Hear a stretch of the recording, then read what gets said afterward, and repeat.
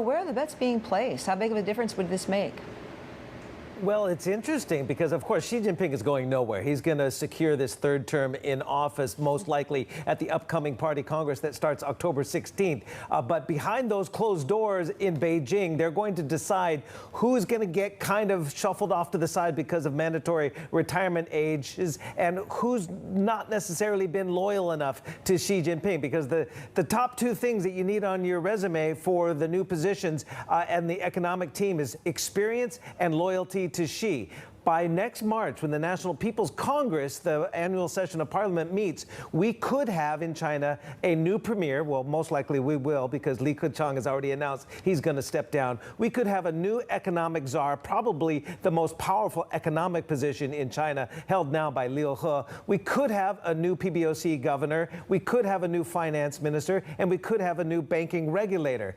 That's a big overhaul of the top economic roles. Now, there's not enough time here to kind of go through all the possible names, but here's some of the rising stars that could potentially be uplifted into the top positions. Let's first talk about Liu He, and he's 70 years old. He could stay on, but essentially he is, Xi Jinping's right-hand man. He is Mr. Fix-It, and he is a friend of Xi Jinping through their childhood, and he is the man that is oftentimes across the table with American officials when they negotiated with the Trump administration. Liu He is indispensable to Xi Jinping. But again, he's 70. So who is going to take up perhaps the most powerful economic position in China? That's the big question for the economic watchers of China.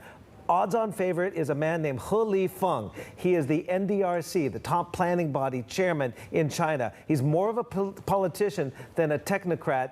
He is not necessarily an English speaker like Liu He is. And most importantly, he is very loyal to Xi Jinping. So that could be a major shakeup. And the last one I want to talk about is, of course, Li Keqiang. He is the man who's supposed to be in charge of the economy, but really he was overshadowed by Liu He. He is stepping down after 2 terms. So who is going to be the premier, the number 2 position in the all-powerful standing committee after Xi Jinping? Well, the odds-on favorite right now, at least, is Li Qiang. He is the top Communist Party head of Shanghai. He played the role loyal to Xi Jinping. He imposed a 2-month-long, lockdown, COVID lockdown in Shanghai, which brought him scorn from the people, but praise by Beijing. So it's going to be a very interesting Party Congress coming up. It's going to be behind closed doors, so we have to read the tea leaves. But when they come walking out at the end of the Party Congress with Xi Jinping at the front of the line